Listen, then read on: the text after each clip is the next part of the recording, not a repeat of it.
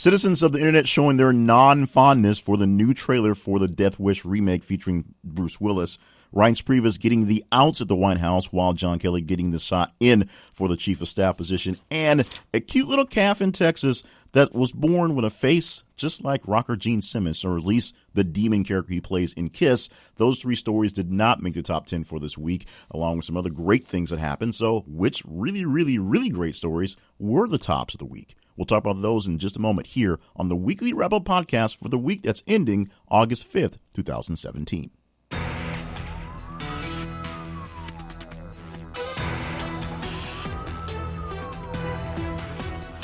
And welcome to the podcast. My name is Jay Clifton Payne. I'm your host for this podcast and other podcasts along our network inside of thisistheconversation.com. And every single day, or 5 days a week, we have what's called a daily podcast, a daily recap, where we go through the stories of the previous day. On Monday, we actually recap 3 days, Friday, Saturday, and Sunday. On Saturday, today, you're hearing the release of the stories that we have for the full week, the full 10 days, full 7 days of great stories. And we start off with the top 10 stories of those past 7 days in the week. We also try to have a conversation with someone out there who is a news person, someone into news and into information, and see what they think about the top stories going on. And then we let you know on some of the other stories that didn't quite make it, including the 3 that we mentioned in the tease, plus a few more on top of that. How do you get a chance to be a part of this big shebang, you may ask? Well, it's very simple. All you have to do is join us in our social media feeds and follow and do what you do when they come up. You just like them, you look at them, you reply to them, you send them to friends. You follow us on Twitter at @th_conversation. You follow us on Facebook. Look for This is the Conversation, and make sure your notifications are on in Facebook because they try to hide them from you. And, of course, go to our main website, thisistheconversation.com. Plenty of great features, great things at the main website.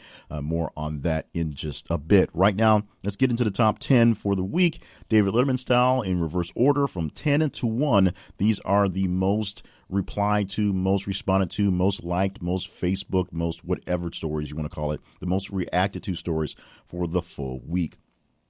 Number 10 story is North Korea, where they fired a missile directly towards Japan. This story got even weirder as the week came on, or more detailed, should say. So North Korea, which is firing off its missiles like crazy, I think they fired off 18 missiles in the last year or so in tests, fired one that went directly toward Japan, which is bad in its first place. It landed just a few miles outside of the international waters of Japan. That's pretty bad. And because North Korea just fires off missiles whenever they feel like it, essentially, we can't plan around them. Number one, so we can stop them. Number two, so that we can make sure that they don't hit anything. And that was a case where they almost hit. They came within 2 miles of hitting a French airliner with this test from last week. Now, North Korea is getting closer and closer to putting up a missile that has the long enough range to reach from their coast to the west coast of the United States. Right now, they can probably easily reach Hawaii and maybe even Alaska with a fairly good missile. But they're working on the technology to make it even better. And, of course, they're working on putting a nuke on top so that they have a threat, so they are a threat to any actual major power. We'll see exactly how that rolls out. But right now, North Korea is still doing North Korea things, firing off missiles and being North Korea. The number 9 story goes to Michelle Carter. Something happened very quickly, getting a lot of response quickly. Michelle Carter was a young lady who was sentenced for sending texts to a boyfriend who was dealing with some depression issues, and he ended up committing suicide. She essentially goaded him into killing himself, which he did. Her friends and all the acquaintances were horrified in the situation, and now sentencing has come down. She will receive 2.5 years in prison for the suicide text. This is not so much the end of the story, but hopefully if you have a story that's similar, you're dealing with similar issues, now is a great enough time as any to remind you that there's always a ways to reach out for help. If you need a little help with depression, a little help with feeling down and sad, something that's not quite going away, there's always ways to reach out to folks to get information on that. Reach out to suicide hotlines, reach out to family, friends, reach out to pastors, clergy, reach out to people until somebody answers your questions, because your life is definitely worth it. Do not deal with the sadness by yourself. Now, something that probably won't bring much sadness, something that will bring a lot of gladness to a lot of people's hearts, will be the revival of Will and Grace. We found out that yesterday, Will and Grace will add on a few more extra episodes to its returning season coming up starting September 28th, and they're already picked up for a second season. So they're getting a bit of it. They were basically a short-run seasoned show for the first run. They're adding a couple extras to that one, and they will be back for a second year next year. So congratulations to Will and Grace, who are back. We'll see how they kind of recant all the ending stuff, how they make that work out. But we'll see the return of the whole gang, Will, Grace, Jack, and Karen, doing their silly antics on NBC again. Our number 7 story goes out to China. China has some researchers who were working with a Tesla, the cool electric car thing, and they found a way to, once again, hack into the system and hit the brakes remotely on the car. Now, this was in a test environment. This is not on someone actually driving around the car and hitting the brakes to kill them. But this brings up the point where there's a situation where maybe someone can hack into your Tesla while you're driving around and hit your brakes and kill you. That's a concern for people who want to drive these things, a concern for people who build these things. Apparently not as big a concern for people who are hacking to try to make it happen, or maybe it is because they want to make sure it happens. We'll see how this comes out, but hackers have found, or at least Chinese researchers have found, a way to hack into a Tesla and hit remote braking systems. Maybe it can be used for good. This doesn't seem like something that's all that great, though. The number 6 story goes out to Sofia Vergara, who, of course, is one of the stars of the hit TV show Modern Family on ABC and, of course, all over the place. I see it usually reruns on USA, but it's just everywhere, essentially in reruns, it looks like, or in syndication, to say, not so much reruns. But Sofia Vergara did something pretty interesting. At 45 years old, I believe turning 46 this year, she is the cover girl for Women's Health. Not so interesting. She posed nude for the cover and for some nude photos inside of the book. Women's Health, not normally known for its nudes, of course, had her covered up or covering herself up in all the photos, but it was an episode, or an issue, I should say, that was dealing with the body of the maturing woman, showing that mature women have the right to be as sexy as they want to be and be as mature as they want to be. That sounded much better in my head than when I said it, but that's what we said. So Sofia Vergara is the cover of Women's Health magazine, bringing out a lot of conversations on people and women specifically at a, let's just say, a mature age, who still want to be in good shape and good health, and the efforts they go to get and stay in shape and stay in good health. Our number 5 story goes to Kevin Myers of the Sunday Times, who is a writer for the Sunday Times. He wrote an article last weekend that had to be pulled and had to be apologized for. Is that such an odd thing? Not so much. But the big thing was he wrote an article that was essentially talking about the wage inequity that was brought up the week before by the Sunday Times. Or brought it before, by the Sunday Times. In an article they did about the BBC and how the wages were unfair for the men workers as opposed to the women workers. And in the article that Kevin Myers put out, the article had listing such a stuff that was both offensive to women and Jews in particular and together because of the two offending statements, or the very offending statements to the two parties, I should say. The Times had to pull the article and send many apologies from last week. Not a good week for people who make money by rumbling at the mouth, because this is a guy who lost a little money for saying a little something he should not have said. The number 4 story goes to Barcelona and the Tomorrowland Unite Festival, where tens of thousands of stage goers, of festival goers, had to be evacuated after a main stage caught on fire in the middle of the ceremonies, in the middle of the tour. It was just a late night concert where all of a sudden, literally, the stage erupted in flames, and around 30,000 people had to be evacuated from the entire festival for safety reasons. No real idea how the fire came to pass, how the fire actually came up, but it was a very big spectacle that took a lot of people away from, i.e., their festival, and from the internet standpoint, a lot of people away from what they were staring at to kind of see the wreckage and see things going on in real time. A British man bought a brand new Ferrari, a 200,000 British pound Ferrari. That's what it is, British pounds. 200,000 pound Ferrari, not weight, but that's how much it costs. and within an hour of driving it off the lot, crashed it. And, of course, because this is what we do these days, sent the images, sent the proof on social media. He became kind of the laughingstock for a day or so for crashing his brand new Ferrari. Number two, he became kind of the hero for being able to afford to buy a Ferrari and then crash it. This was a story that got lots and lots and lots of looks, lots and likes, lots of images views for this one, as you see the wreckage of what was once a beautiful car, only an hour later being literally a pile of rubble that could have killed him. So the good news is he survived a pretty big crash, and he survived a pretty daring situation. Bad news is he's out £200,000 and a brand new Ferrari. Our number two story goes into the world of MMA and WWE. It starts off with Jon Jones and Daniel Cormier, who had a rematch with Daniel Cormier holding the belt for the light heavyweight championship in UFC, a belt once held by Jon Jones, which he had to relinquish due to some issues with cocaine. Yes, he was doing cocaine, and he got kicked out of the fight game for a while. Cormier was essentially his main villain, his main rival, his main guy to fight against, and so the big dream match came to pass. Finally, this time, Jon Jones knocks down Daniel Cormier. He re-wins the light heavyweight championship in UFC for UFC 214 and puts out a big open challenge to Brock Lesnar, who is currently signed with the WWE. Now, what makes this really interesting, and we've had other conversations in the week that, of course, didn't make the top 10, but Brock Lesnar is sort of a part-time guy for the WWE. He's a big draw. He's a large name, large man, by the way, and a lot of people come to see him, but his contract allows him to come in and out and not make as many appearances as other actors, I'll say actors, on the shows do. Therefore, he has the outs to disappear for a while and only show up for various pay-per-views. And, of course, he had a break to take off some time to train for a UFC fight a few months ago, just doing a little sparring here or there. He, of course, once a very large a heavyweight champion in the UFC, one of the most dominant in the time, had to deal with a bout of meningitis that nearly killed him.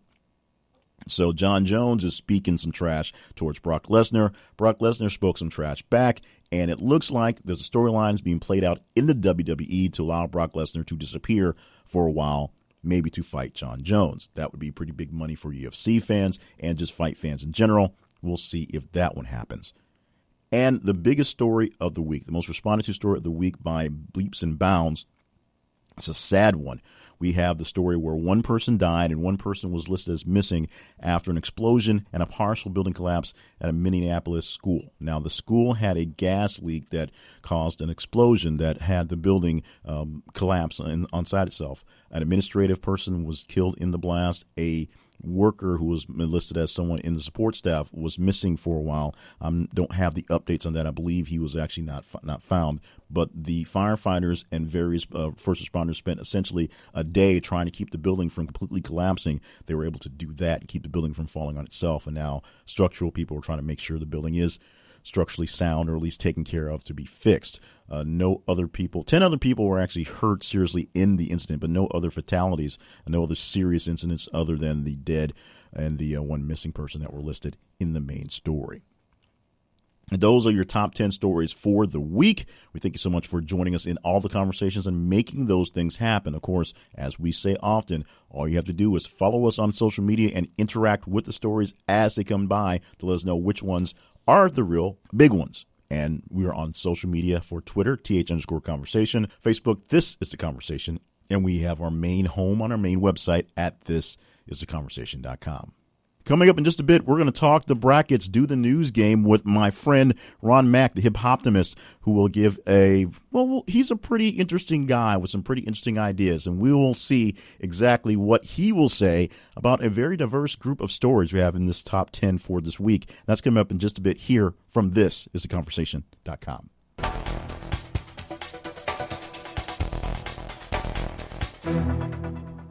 Well, there are plenty of great places online to get your services for your backend for your website, to get your hosting services, to get your domains taken care of, to get all the things worked out for your shopping carts and everything. And they work fairly well, fairly similarly, I would say. And there are various places that give you great prices, great deals on those things. but iPage is the one that I use and I stand by. I've gone through plenty of them in my 20-odd years working internet stuff. Trust me, it is worth it, the time, the effort to work to get to know the iPage folks. And they're going to make it worth your effort because they have packages starting as low as $2.99 a month for hosting services. If you just need a simple web page, they can take care of you pretty quickly.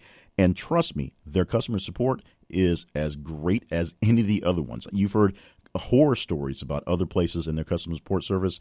iPage works and gets to you quickly, easily, and helps you get things done. In fact, sometimes they fix things for you in the sense that you might have your own issues. I had some issues going down with some malware that got put into one of my websites, and they actually saw it, disengaged it, quarantined it, and then let me know what happened so that we can go back together, myself and customer service, and fix it and save that site.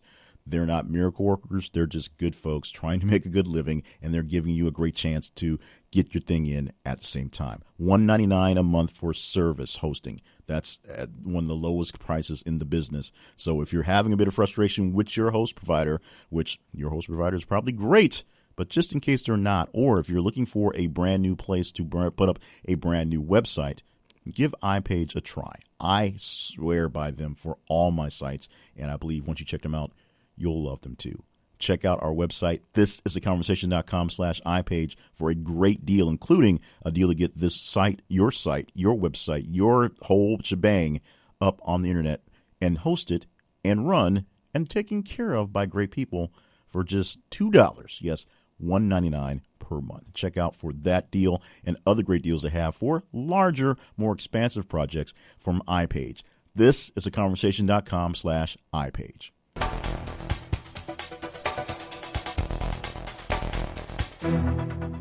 Ron Mack is a man known as the Hip Optimist here in Little Rock, and he and his brother, known as the Razorback, formed the legendary Backyard 25 years ago as a place to do great things. They wanted to explore hip-hop culture and other art things, and 25 years has gone by. They've done great things with it here in the community and doing some national things here as well and regional things as well. So me and I got into it with the news, talking about how things are going. But, of course, we have to promote the guy on the stage. So we opened up the interview talking about how the legendary Backyard came to be 25 years ago. You are the Hip Optimist, and you have been doing things for 25 years officially with the Backyard and Backyard Productions.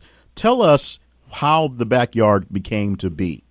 Well, my brother and I were very much into hip-hop. My father, who's a minister, was in seminary in Kansas City, so we were really immersed in the hip-hop scene, or at least I was.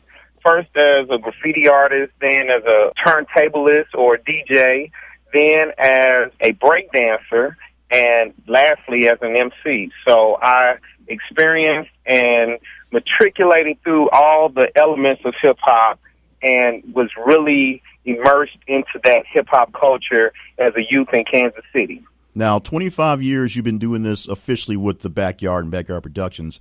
25 years is a mighty long time, my friend. How have you been able to stay in the game and stay relevant, one, in hip-hop, and two, here in Little Rock? Well, I guess to segue into really how we got started, that was how I got into hip-hop culture. Then my brother said, man, we ought to create a company. I first went out in 98 as a solo rap artist. And my brother said, why don't we form a company? My father, being a minister, had taken a course where they talked about how words that have power start with P and B because of the physicality of saying words that start with P and B. So we went down the dictionary, first in the B's, and when we got to the word backyard, we was like, man, that's it. It sounds hip-hop. So that was officially how we named ourselves. And so it was 1992. I was at the University of Arkansas at Pine Bluff, and I was diverse from the start. Being an artist, a dancer, a lyricist, I used all the arts already. So the company started with the release of my first cassette at the time, Run Mag #1, Brother from Around the Block, which I did play on Pump It or Dump It or whatever it was called at that time. And it got pumped like almost 90%. I think it was like 89%. And so the other thing that started our company was the publishing arm, which I self-published a comic book. So I was from the start in music, writing, and art. So when Backyard was conceived and birthed, it had all those elements already as part of it. And I think that contributes to our longevity because we're able to do everything. And we now call ourselves the Legendary Backyard, the authentic independent brand for creative services. And we found that if we service the hip-hop community, we can last longer than just simply being a musician or a rapper or a musical act. We found that if we loan our services as producers, as contributing writers, as artists, as caricature artists, as mural artists, and put it all up under the umbrella of Backyard, we were able to last longer. So we engage in music, writing, art, events, workshops, forums, and more. Well, that is awesome, and I'd say congratulations on hitting 25 years of Legendary Backyard, and you had a grand bash last weekend, so we tried to get you in last weekend, and so, of course, for the next 25, we'll make sure you're on time. We'll take care of that. How about that one? Right. So let's play the game, okay? Next 25. No problem. So let's go ahead and get the game in, okay? And I explained the rules to you, but I'll do it real quick for the listeners. We have the top 10 stories from This is the Conversations all the weeks that we had playing in our social media, and you have no idea what these stories are, correct? That is correct. I'm going to offer them up to you in batches, 1 and 2. They've been shuffled around, so not in the same order as 1 through 10. You get a chance to pick one of the two to move on to the next round to possibly talk about, or you can pass one group since there are 10 entries and 8 to go by. So you totally understand this? Yes, okay. I think I can make it. All right, so we had some very diverse stories, and there are international stories as well. So if you don't know, just pass it along. We'll make it work. And like I said, if you want to pass on a group of stories, we'll go past that one. If you don't pass the first 8, the last 2 obviously get passed. Let's start off with this international story, this batching. Number 1 is the Barcelona Tomorrowland Unite festival goers had to be evacuated after a huge fire on the main stage versus the 1 dead, 1 missing after explosion and partial building collapse at the Minneapolis school. Which of those 2 stories would you like to pass on to the next round, or would you like to pass on those 2? Let me pass on both of those. All right, that means we've got to have some idea of the next 8 stories to move one on to the next round. All right, so next one is North Korea appears to have fired missiles directly towards Japan, and Sunday Times removes Kevin Meyer's article and apologizes for offending women and Jews. Let's go with Korea. All right, we're moving Korea on to the next round. Not a problem. The next 2 batches of stories, batches 5 and 6, 200,000 pound Ferrari, that's pounds in British money, wrecked in crash 1 hour after purchase, or John Jones defeats Daniel Cormier at UFC 214 before challenging Brock Lesnar. Let's go with the money car. The money car, okay. Chinese researchers hack Tesla, hit brakes remotely, or 45-year-old Sofia Vergara poses nude for cover of Women's Health. Let's go with the nude model. That's where I thought you were going with that one. And trust me, I got into the same fight that we were going to get into with this one, too. All right, Will and Grace revival already picked up for 2nd season, and Michelle Carter sentenced to 2.5 years for suicide text. This is the last one. You got to pick one of these 2 to move on. Let's get the suicide text. All right, so now we're going to go off between the matchup is between North Korea and their missile test and the Ferrari being wrecked after an hour of being bought. Which one moves on to the next round? Let's go with Korea. All right, and we're moving on to Sofia Vergara posing nude in Women's Health and Michelle Carter getting sentenced for the suicide text. Let's go with the nude model. All right, so now you get the chance to pick the A and the B, the top story to you and the next to top story, and we'll talk about both of them real briefly. So which story of the 2, that being North Korea firing missiles towards Japan and Sofia Vergara posing nude in Women's Health, is your top story? Probably Korea. All right, well, that's the safe answer. So we'll say that's a safe answer. But you get to talk about both of them. So let's start off with North Korea. All right, I'll give the quick background. North Korea, of course, has been firing off various missiles for about the last 18 months, just kind of at randomish for our eyes. The last one they fired was last weekend. It fired towards Japan. It fell into the waters a few miles off the outside of international waters. And we found out late in the this week that the actual missile was about 2 miles off from hitting a French airliner that was in flight because you can't flight plan around a guy firing missiles when he wants to. What do you feel about North Korea and all these crazy missile tests going on? Well, I think that you do have to have a heavy hand toward such a dictator like that in Korea. And also, we have to have a defensive posture, policy, and way of dealing with what's going on. And that doesn't mean militarily. I think we have to use diplomatic procedures, sanctions, and other things, as well as military, to squash and squelch such behavior. But I do understand how they have ramped up because of the threats they perceive from us here in America. I do understand that, so I don't want that to be lost on myself or anybody else that's listening. You think they perceive it as a real threat? You don't think it's just something hyped up by a guy who's, and we hate to say it this way because this way he's portrayed, just a disillusioned kid who just doesn't really get what's going on? Well, I think that's very appropriate to categorize or to define the adolescent's behavior is what it is. And so when you have someone who has never lived a normal life, we have been in media for a long time, so when people ask me about Lil Wayne or Michael Jackson and say how crazy their antics are, I say, well, they never had to really live regular lives. How can you expect them to be normal? Well, the same is true for Donald Trump. He's never lived a normal life. He will never be able to understand or put himself in the shoes of a normal, everyday person. So if you want to talk about American entitlement, I think that becomes the ultimate entitlement when you're the son of a billionaire. And so it would be like asking Michael Jackson, well, he's deceased now, or Lil Wayne to act normal. They don't know what that is. Their normal is not our normal. Like that as well. Their normal is not our normal, so they're acting normal right now. All right, real quickly, Sofia Vergara, of course, she is a star of one of the stars of Modern Family, and she is showing off most of her body. She, of course, is covering some stuff up. It is to cover women's health, after all, showing that a 45-year-old woman should have no qualms on trying to look her best and no qualms on doing whatever she wants to be sexy, for lack of a better term. She's saying that if you want to go out there and put a little extra into it, that is fine. But she's also saying body image should not be the defining factor of a woman. But if you're 45, it's no problem with wanting to look hot. What do you think about what she's saying and what she's doing? Well, I think here in America we have this biblical or this Bible Belt mentality, especially here in the South, but I think all over in comparison to other parts of the world. And me having my training as an artist and my education as an artist, I opted to go into art versus math, though I had scholarships for both.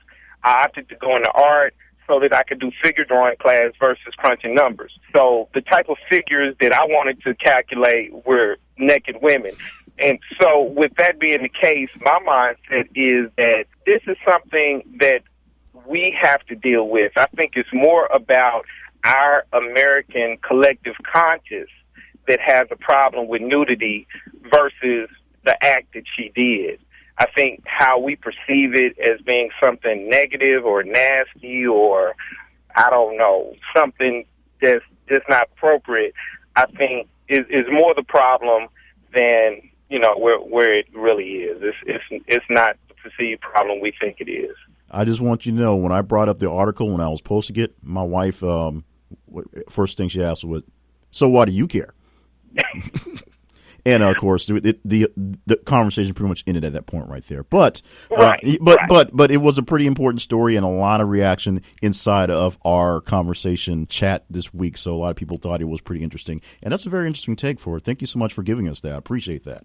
Well, I'm also a PK, which is a preacher's kid, which some people perceive to be anti-hip hop. Like, how can you rap at clubs and how can you write lyrics? And I'm like, well, isn't your father a minister? Yes, he is, but he also understands that God gave me this gift to love language enough to put words together, or know how to visually put something on the wall in graffiti, or know how to move my body in such a way that others marvel at it. So, or take sound pieces and create something on turntables. He understood that as a gift, and I have used that gift to create a business and to stay here and be relevant and be active and be an activist in this community.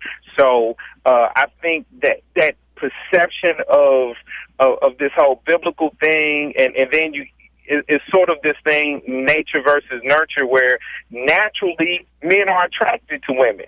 And my wife and I have those conversations too. But religion and other things, social norms, whatever you want to call it, dictate that we're supposed to discipline ourselves to fight nature and actually oppose nature in certain things. And that gets into a whole other thing about matrimony and monogamy and a whole lot of other things that can come up with that conversation. But those are good conversations to have, and my wife is not here, so I can have them openly with you right now. Well, let's take care of the business part. Of course, for people who are this podcast is heard by people all over the country. So for people not in Little Rock, let them know how they can find you online, and if they come to town, if there's a place specifically to hunt you out. Okay, well, first I'll give my email. That may sound old-fashioned now, but it's that hip-hop, THAT, hip-hop at gmail.com. You can also find me on Facebook as Ron Mack. That's RON spacebar MC. And I'm also on Instagram as the Hip Hoptimist, which is a phrase I coined. Which is spelled like hip-hop and optimist put together, hip-hoptimist. All right, Ron Mack, thank you so much for joining us. Sorry we couldn't make it happen last week, but we'll definitely have you on later on playing the brackets and talking about new stuff. I appreciate you, bro. Thank you so much. Yes, sir. Thank you.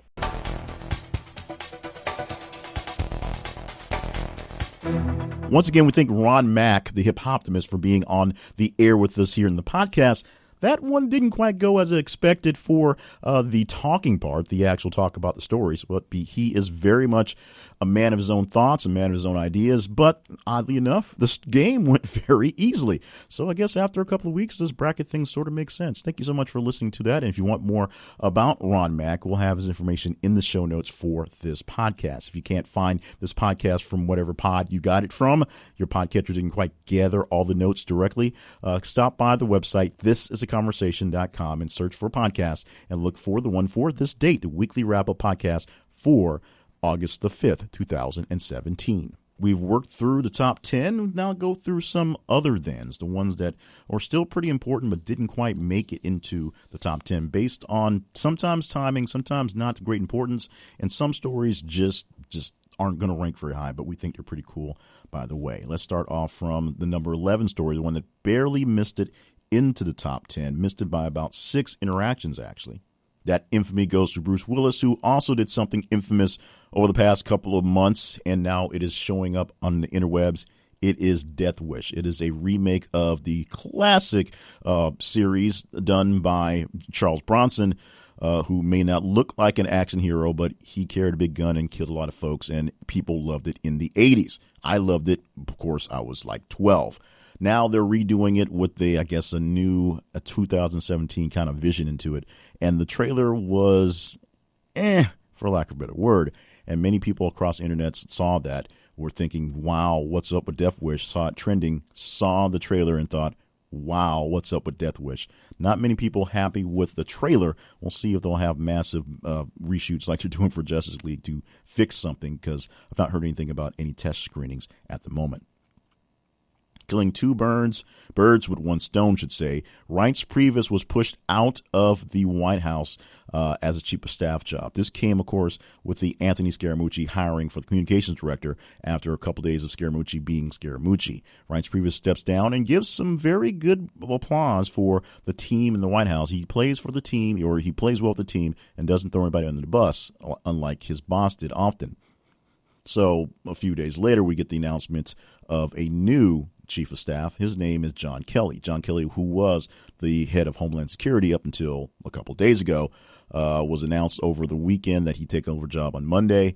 Come Monday, lots of things changed. We had a little less furor in the tweets from the president. Not completely, but a little less punch in those tweets.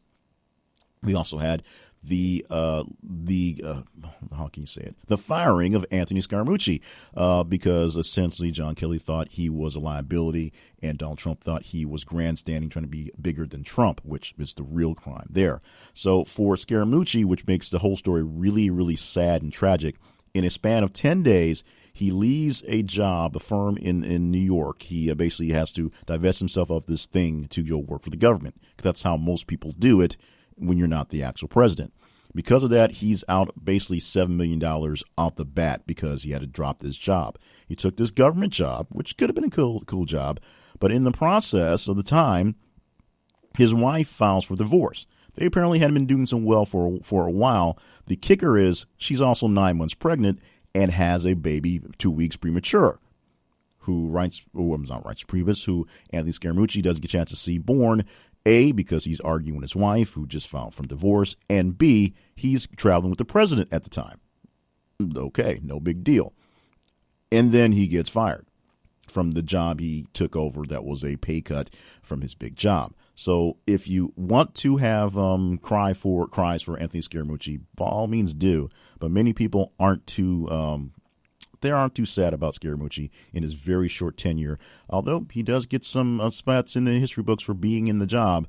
But let's call it an asterisk as opposed to a real mark in the system. Very quickly, a Texas calf was born that looks a whole lot like Gene Simmons' demon from Kiss. You can see various pictures of that online. He's got the face, he's got the looks, he's got the big tongue because he's a cow, but he is a cow and not really Gene Simmons. We're pretty sure on that one. Amazon Prime is coming out with a new alt history series to sort of not necessarily combat the one announced by HBO called Confederate, but the premise does. It's called Black America, or at least that's what it's called right now. It's depicting a post-reparations United States. That's where instead of in Confederate, where we're seeing a world where the Confederacy actually broke away from the United States and they're still holding slaves in the 21st century, Black America will show a world where the reparations promise did come through, and essentially a whole lot of black people got a whole lot of land, and they seceded from the Union, for lack of better terms, and are running things in their sense. We'll see how these things play against each other. And, of course, just a reminder, the next season of The Man in High Castle apparently coming soon as well, so you can check that out on Amazon Prime as well. Not really a plug. That just came to my mind. One of the biggest stories for the tail end of last week, going into the weekend, when you got a chance to hear some of the 911 calls, was an Ohio woman who had a pet boa constrictor who, of course, wrapped its body around her neck and then attached his teeth into her face. Firefighters had to come in and to assist and actually had to kill the snake, cut its head off to get him to release him. I don't know if it's a him. To get the snake to release itself from around the woman's neck and release itself from its face. So that was a very daring, very kind of scary situation that turned out okay as the woman does survive. She does lose a pet snake in the process. Kevin James and Leah Remini are going to reunite officially on Kevin Can Wait. Leah Remini is becoming a cast regular for the show, as the show in its freshman season actually kills off Kevin James's wife. Yes, Kevin James had a new TV wife for his new TV show. He had Leah Remini come in for a guest appearance as his ex-partner from being a cop. Kevin plays an ex-cop who stays at home, a stay-at-home dad now. And now, since they decided to kill off the character that was his current wife, because of whatever, Leah Remini gets a chance to slide on in and be the King of Queens Part 2. At least that's what a lot of people online are saying this. Essentially, the Kevin of Queens, or King of Queens Second Edition, they're stating no, it's going to be a totally different concept, but it's hard to it's very hard to get out of your mind the fact that they're reuniting a old TV couple that worked on a new show, because the new show may or may not work for the fans. The NAACP has issued a travel advisory for a state in the United States, that being Missouri. Now, that does sound very odd, and it is, and it's the very first time they've done that. What they're doing is they're putting out an announcement that allows people to know that there's some laws that went into place at the beginning of this month, because that's when legislature's laws usually come into place after they're put in, that are essentially discriminatory and show and offer up not exactly the most fair range for minorities and women. So if you were to happen to be in Missouri and got in trouble with some sort of law enforcement, they had extra rights, or they actually had less rights and less things they can get away with in Missouri because of the new laws for cracking down on various things. And that's basically targets minorities and women. So the NAACP, along with still trying to work the lobbying angle, are telling people Missouri, not the best place to be for a vacation for a while if you're from out of town and you happen to be a minority or a woman. Just letting people know. The joke that was in the Dodgeball movie about ESPN, the Ocho, the 8th ESPN channel that had nothing but really weird stuff, is coming to fruition on the actual Ocho of this year. On August the 8th, 2017, Ocho 2017, you will have the ESPN the Ocho, which is actually ESPNU, but taking over for that day, you'll have a day full of things including frisbee golf and arm wrestling and the return of roller derby to ESPN. Now, I say return because there was a time when roller derby was on all the time on the afternoons, filling the time slot when there wasn't wrestling. There was a time when there wasn't 20 different sports centers. But ESPNU will become ESPN the Ocho on one day only, August the 8th, to give you that alternative programming all day long on the Ocho, not the U. NASA is hiring. They're looking for someone to be their planetary protection officer.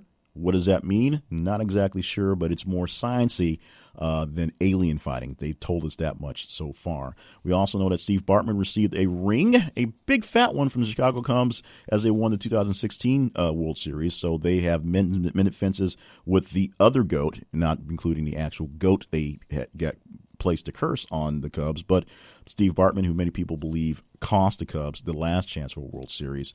Rush Limbaugh celebrates 30 years in radio. Love him or hate him, he is the standard bearer for the standard in terrestrial radio right now. He makes the big money, and he basically can command those big figures because he still has the largest audience. The audience may be graying by a lot, but he still has the sway and still has the power to do what he can on the scale he does in radio. And we're going to announce two very sad losses. Number one, the death of Charlie Gard, the young child who was taken off life support last Thursday. It went into hospice last Thursday into Friday, and of course died a few hours after that. And the loss of playwright, director, and actor Sam Shepard, who passed away this week at the age of 73.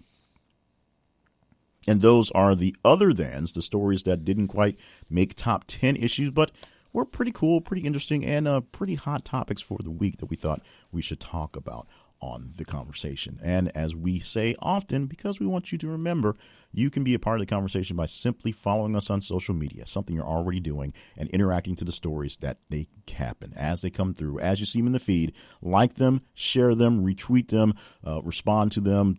Tell us nice things about them, and we will add that to account and tally them for the days and the weeks.